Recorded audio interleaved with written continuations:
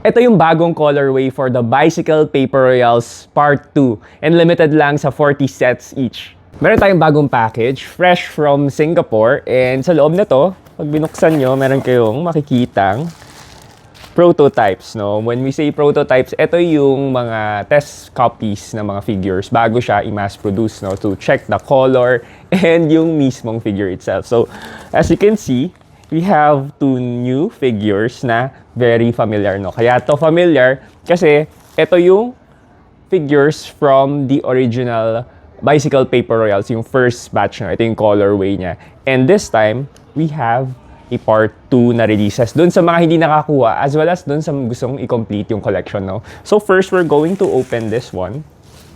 Itong colorway na to, si V5. Yellow na yung colorway niya and you have yung copper color dito, yung mga accent niya na metallic, diba? And blue as well. Kaya familiar yung color na to kasi it came from the artwork, yung colorway from the Six of Diamonds, kung saan hinahanap niya yung susi from this box. And meron tong kadugtong kasi na card na later on, na Easter egg rin na i-share namin sa inyo. So, another thing is this one, a new colorway, the second colorway of BBG or Bubble Butt Girl. Di ba?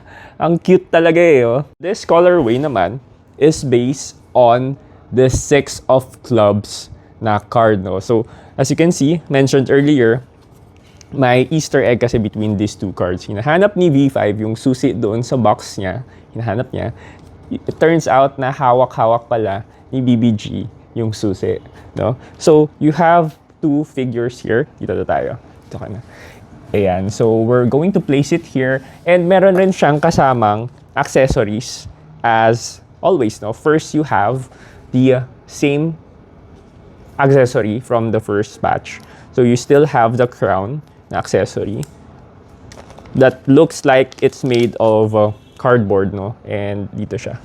Ayan, magnetic, may magnet siya. And for V5 naman, yung accessory niya, itong dalawa.